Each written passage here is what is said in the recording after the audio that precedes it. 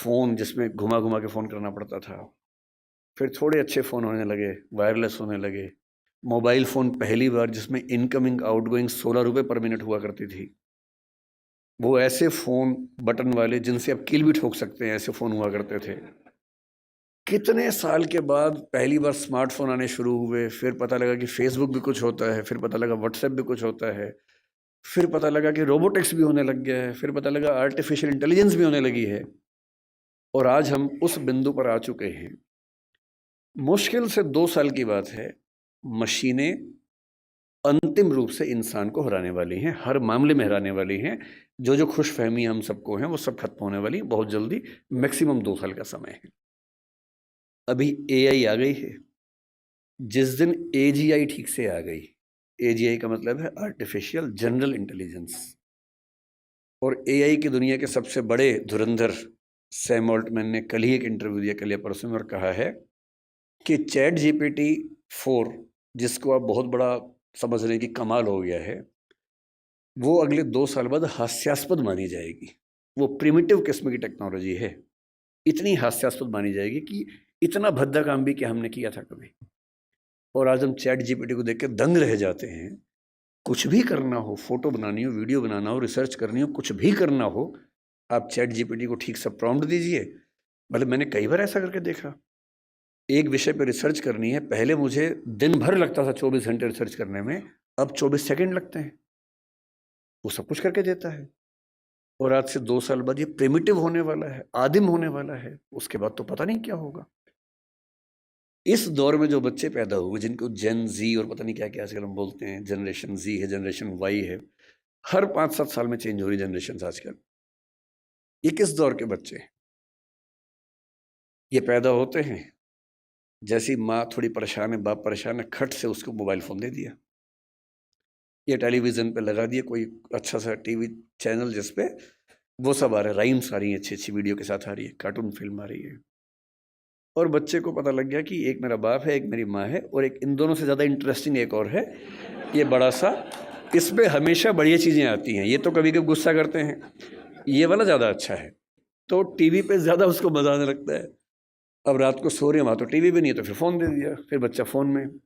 कई बच्चे आजकल ऐसे हैं जो किताब जब पहली बार देखते हैं, किताब पे ऐसे-ऐसे करते हैं, क्योंकि वो जिस दौर के बच्चे हैं, उनको अखबार पे, किताब पे, इतना ही नहीं, दीवार पे ऐसे करने लग जाते हैं, टेबल पे ऐसे करते हैं कि बड़ी क्यों नहीं हो रही टेबल, क्योंकि वो क्या कर रहे हैं, उसी दौर के बच्चे हैं। ये तो मज़े की बात है कि अच्छा फ़ोन है, माँ की चिंता कम, बाप की चिंता कम हो गई, फ़ोन दिया, हम मस्त हो गए। लेकिन साथ में और क्या-क्या आता है? इन बच्चों का खेलने का मन नहीं करता, क्योंकि इनके पास खेल से ज़्यादा रोचक चीज़ें हैं। मुझे अच्छे से याद है कि हमने पहली बार 5वीं 6ठी क्लास में जाके ऊट-पटांग चीज़ें पढ़नी देखनी शुरू की थी स्कूल में। पहले क्या है, पेरेंट्स हैं घर में, पेरेंट्स के होते हुए हिम्मत नहीं हो सकती, ना दिमाग में कुछ आता था। स्कूल गए, हर स्कूल में क्या होता है, एक आध बच्चा होता है जो नेता होता है क्लास का, जो कहीं-कहीं से ज्ञान लेके आता है और सारे बच्चों में डिस्ट्रीब्यूट करता है कि भैया तुम तो बच्चे हो, तुम्हें नहीं पता दुनिया कैसे चल रही है, ये है असली चीज़ें। तो मुझे याद आता है कि शायद 6ठी 7वीं क्लास में पहली बार हमारी क्लास का एक छँटा हुआ बच्चा था, कुछ किताब-विताब लाया था, कुछ फ़ोटो-वोटो थी उसमें ऊट-पटांग सी, हम सब ने देखी, हम समझ भी नहीं पाए कि ये सब क्या है। पर ये हमें पता लगा कि इसको देखने से आदमी बड़ा माना जाता है, स्मार्ट माना जाता है। लेकिन तब भी क्या था कि एक रिसेस में, एक कोने में जाके 2-3 लोग बैठ के देख रहे हैं, और जैसे ही टीचर दूसरी जगह से भागे वापस, और इतना ही एक्सपोज़र हमारा हुआ करता था। 12वीं क्लास हो गई, कॉलेज में आ गए, उसके बाद भी वैसा एक्सपोज़र नहीं था कि आप बिगड़ने के लिए हमेशा तैयार हैं, ऐसा नहीं है। दुनिया बहुत कंट्रोल्ड किस्म की थी, रेगुलेटेड किस्म की थी। अब इंटरनेट की दुनिया है। आप जितने भी स्मार्ट माता-पिता हों, आपके बच्चे आपसे ज़्यादा स्मार्ट हैं। और अगर आपको लगता है कि आप इंटरनेट और मोबाइल और डिवाइसेस में उनका मुकाबला कर पाएँगे, तो आप बच्चे हैं, नहीं कर सकते। वो हमारे बस की बात नहीं है, संभव नहीं है।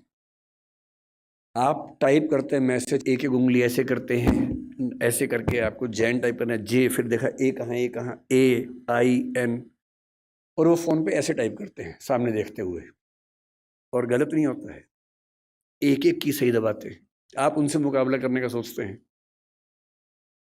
आपको प्लेटफ़ॉर्म्स पता भी नहीं होंगे, वो उन प्लेटफ़ॉर्म पे जाते हैं। 5 साल का बच्चा जब स्कूल जाने लगता है, उसी समय उसको पता लग जाता है कि क्या चीज़ें दुनिया में हैं, जो पहले पता लगती थी 15 के आसपास की उम्र में, 13 के आसपास की उम्र में। फ़ोन आपने उसको दे ही रखा है ताकि हमें परेशान कम करे। फिर वो फ़ोन में पहली बार सर्च करता है कुछ। अभी उसको ये नहीं पता कि सर्च हिस्ट्री डिलीट कर सकते हैं। तो बाप पकड़ लेता है, पिटता है बच्चा। फिर उसका स्कूल का फ्रेंड बताता है कि नहीं, इनकॉग्निटो जाना है। अगली बार से बच्चा स्मार्ट हो गया है। 6 साल का बच्चा स्मार्ट है। इनकॉग्निटो में वो सब देख रहा है जो आप नहीं चाह रहे थे, और जो आप देख रहे थे लेकिन आप नहीं चाह रहे थे कि वो देखे। बच्चा है, छोटा बच्चा है।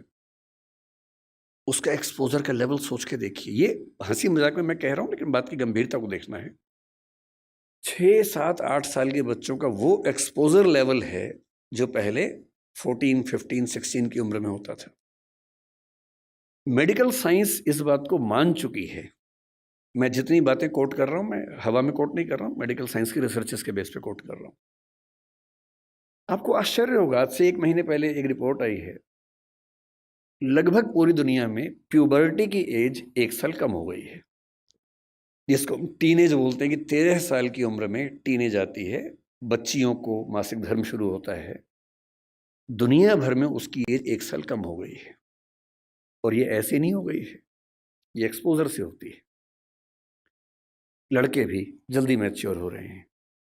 जो हरकतें 15, 16, 18 में ठीक लगती हैं, किसी बच्चे के मन में भाव आने चाहिए, 8, 9, 10 में वैसी बातें हो रही हैं। ये तो फिर भी छोटी बात है। इसके बाद जो होता है तो बच्चे ही। एक्सपोज़र बहुत बड़ा मिल गया है। जब वो नेट पे जाते हैं, तो नेट पे जो पिशाच बैठे हुए हैं दुनिया भर में, जो साइबर ठग हैं, जो साइबर क्रिमिनल्स हैं, वो इसी ताक में हैं कि बच्चे मिल जाएँ। उनको पता है कि बच्चे का मनोविज्ञान क्या है। वो हैकर्स हैं, वो हैक कर लेंगे कि उस बच्चे ने क्या-क्या सर्च किया है, उसकी पूरी कुंडली खोल लेंगे कि बच्चे का इस समय मन कहाँ अटका हुआ है। अगर 9, 10, 11, 12 साल का कोई लड़का है, जो कुछ ऐसे वीडियोज़ देख रहा था या इमेजेस देख रहा था, उसमें भी देखें कि कैसी रेस, व्हाइट रेस उसको पसंद है कि इंडियन तरह के लोग पसंद हैं। फिर उनकी तरफ से उसी रेस का वैसा ही सुंदर दिखने वाला व्यक्ति, फीमेल, और यदि कोई बच्ची है तो वो मेल, उससे इंटरेक्शन शुरू करेगा, उससे बातचीत होने लगेगी। धीरे-धीरे उसको वो उलझाएगा अपनी बातों में। वो बच्चा तो माँ-बाप से छुप के कर रहा है सब, माँ-बाप को पता ही नहीं है। और फिर उस बच्चे को प्रलोभन बहुत बड़े-बड़े मिलेंगे। आपको ये सब नहीं पता है तो पता होना चाहिए, बहुत बड़े रैकेट चल रहे हैं इस समय दुनिया में। 11-12 साल का एक लड़का अपने कमरे में लैपटॉप पे वीडियो चैट कर रहा है, शायद एक ऑस्ट्रेलियन लड़की से जिसकी उम्र 21, 22, 25 साल है, और वो उससे मीठी-मीठी बातें कर रही है। और फिर वो उससे कह रही है कि देखो, तुम इतने सुंदर हो, मैं तुम्हें देखना चाहती हूँ, तुम भी मुझे देखो। फिर वो अपने थोड़े से कपड़े उतारती है, उसको कहती है कि तुम भी ऐसा, वो तो प्रोफेशनल है, तुम भी ऐसा करो। और वो बच्चा, जिसको कुछ नहीं पता कि ये दुनिया कैसी है, वो कुछ कर बैठता है, और ये पूरा वीडियो रिकॉर्ड हो रहा है। और जैसी ऐसी चीज होती है, उसके बाद खट से मैसेज आता है कि अगर 2 घंटे में इस अकाउंट में $500 जमा नहीं किए, तो ये वीडियो क्लिप तुम्हारे पापा, मम्मी, तुम्हारा इंस्टा अकाउंट मेरे पास है, इंस्टा अकाउंट में जितने तुम्हारे फ्रेंड्स हैं उन सबके पास चला जाएगा, सबके ईमेल आईडी मेरे पास है। इसको बोलते हैं सेक्सटॉर्शन। और ये इस समय टीनेजर्स की दुनिया की सबसे बड़ी क्राइसिस है। बड़ी बात नहीं है कि हम में से किसी का बच्चा झेल चुका हो, बड़ी बात तब होगी जब उसने आपको बताया हो। और अगर आपको नहीं बताया है और आप इस खुशफहमी में कि ऐसा हमारे बच्चे को हो ही नहीं सकता, तो फिर कह रहा हूं कि हम इस बात से अनजान हैं कि हम किस स्थिति में हैं। अपने बच्चों से बात करना शुरू कर दीजिए। पहली बात तो ऐसा ना हो, और हो जाए तो आपसे बात कर लें। कई बच्चे झेल नहीं पाते, पैसा होता नहीं है, पैसा होता तो देते हैं, और $500 का मामला नहीं है, वो पहली बार का मामला है, उसके बाद फिर उतना मामला है, अगली बार फिर उतना मामला है। और ये ध्यान रखना है कि किसी बच्चे के साथ ये करने के लिए वीडियो रिकॉर्डिंग की जरूरत भी नहीं है। हम एआई के ज़माने में हैं, डीप फेक से कुछ भी हो सकता है। किसी आर्टिफिशियल इंटेलिजेंस जो फोटोग्राफी बेस्ड ऐप है, सिर्फ इतना उसको कहना है कि ये फोटो है, सिंपल फोटो, स्कूल की फोटो, पासपोर्ट साइज फोटो उसको देनी है, और कहना है कि इस फोटो को एक ऐसी फोटो में तब्दील कर दो कि ब्लैकमेल किया जा सके। किसी के साथ भी हो सकता है। बस कल को कभी हम में से किसी का बच्चा हमसे ये कहे कि देखो पापा, देखो मम्मी, ये फोटो मेरी लग रही है पर मेरी है नहीं, तो उसको मारना पीटना नहीं है, भरोसा कर लेना है कि ऐसा हो सकता है। तकनीक इस लेवल पे है। और एक और टेक्नोलॉजी जो भी पब्लिक डोमेन में नहीं आई है, कभी भी आ सकती है, लेकिन बन चुकी है। वो क्या करती है, एक फोटो देनी है और प्रॉम्प्ट देना है कि इस फोटो के बेस पे वीडियो बनाओ, और वीडियो में ये होना चाहिए। आप जो चाहेंगे वीडियो बन जाएगा, आपका ही बन जाएगा। आप वो नहीं है। और आप क्या, इस दुनिया के बड़े बड़े टेक्निकल एक्सपर्ट्स नहीं बता पाएंगे कि ये वीडियो नकली है। इसको डीप फेक कहते हैं आजकल, डीप फेक। हमारे आपके बच्चे इस खतरे से गुजर रहे हैं, और ये आज नहीं तो कल हम सबके बच्चों को झेलना है। उन सबको समझाने की जरूरत है कि जब किसी से प्रेम भी करते हो, मान लीजिए आजकल बच्चों के प्रेम में क्या होता है, सबसे पहले पासवर्ड शेयर करते हैं कि तू मुझसे प्यार करती है, हाँ तो पासवर्ड दे। तू मुझसे प्यार करता है, हाँ तो पासवर्ड दे। दोनों पासवर्ड देते हैं, फिर एक और आईडी बना लेते हैं अलग से, उसका पासवर्ड दे देते हैं। फिर उसके बाद भरोसा और कायम करना है। फिर रात को 2 बजे जब पेरेंट्स सो चुके हैं, फिर वीडियो कॉल करते हैं। भरोसा करती है, हाँ, तो फिर कपड़े उतार, वीडियो कॉल पे। ये खेल शुरू हो जाता है। अपने बच्चों को समझाना है, दुनिया का कोई भी इंसान कितना भी भरोसेमंद हो, ऐसी गलती ना करे। लड़का हो तो वो भी ना करे, लड़की हो तो वो भी ना करे। और ये हमारी पीढ़ी निकल गई है, हमें नहीं पता कि ये भी खतरे होते हैं। हमारी पीढ़ी में ये सब खतरे थे ही नहीं, हमने कम से कम ये सब नहीं झेला। हमारी पीढ़ी में ये था कि गलती से आप कहीं हैं, नहा रहे हैं, किसी ने देख भी लिया, फोटो नहीं खींच सकता था। फोटो खींचने के लिए फोटोग्राफर बुलाना पड़ता था बाहर से, या तो हर आदमी फोन लेके घूम रहा है। और फोटो अगर खिंच गई, अगर आपको भी ऐसी मासूमियत आपके अंदर है कि मैंने फोटो खींच ली, मेरा फोन तो एयरप्लेन मोड पे है, मेरे फोन में ही है, बाहर तो गया ही नहीं, इसको बोलते हैं मासूमियत।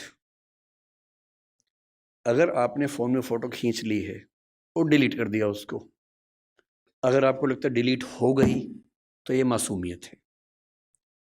कोई सिंपल सा टेक्निकल एक्सपर्ट जो बहुत ज्यादा पढ़ा लिखा भी नहीं है, 2 मिनट में फोटो बाहर निकाल लेगा, कितनी भी डिलीट करते रहिए अपने फोन से। और एक बार इंटरनेट पर चली गई तो दुनिया की कोई ताकत उसको परपेचुअल मेमोरी से डिलीट नहीं कर सकती। वो दुनिया के इतिहास में जब तक दुनिया रहेगी, वो फोटो रहेगी, वो वीडियो रहेगा, कोई नहीं छिप पाएगा, कोई बच नहीं पाएगा। और जब बच्चे इस दौर से निकलते हैं, उनको एंजाइटी होती है, डिप्रेशन होता है, और उस समय उनको ज़रूरत होती है किसी ऐसे व्यक्ति की जो उनसे ठीक से बात करे, उनको समझे। अभी 2 महीने पहले एक वेब सीरीज आई है दहाड़ नाम की, अगर नहीं देखी है तो उसको देखिए। वो कई मामलों में अच्छी वेब सीरीज है। मैं उसका प्रचार करने के लिए नहीं आया हूँ, तो संयोग से मुझे अच्छी लगी तो बता दिया। जो मैं कहना चाह रहा हूँ उसमें क्या है, उसमें एक पुलिस का एसएचओ है, एसएचओ है या डीएसपी है शायद, एक अधिकारी है पुलिस का। उसी के जुरिसडिक्शन में एक स्कूल में उसका बेटा पढ़ता है। और स्कूल से कंप्लेंट आई, कुछ बच्चे एक मोबाइल फ़ोन एक कमरे के अंदर देखते हुए पकड़े गए हैं। वो मोबाइल फ़ोन वही है जिसको उसका बाप ढूंढ रहा है किसी क्राइम की इन्वेस्टिगेशन के लिए, वो नंबर ट्रेस कर रहे थे, वही नंबर है। तो बाप और पुलिस की पूरी टीम भागी है और प्रिंसिपल ने कहा कि वो बच्चे इस कमरे के अंदर हैं। अंदर गया तो उसका अपना बच्चा ही है। वो बच्चा क्रिमिनल नहीं है, वो तो गलती से फ़ोन उसके पास आ गया, वो वाला जो फ़ोन क्रिमिनल का था उसके पास आ गया। और तब वो पुलिस वाला देखता है कि उसका बच्चा और उसके 3-4 दोस्त वो सब वीडियोस देख रहे हैं जो 9-10 साल के बच्चे को नहीं देखने चाहिए थे।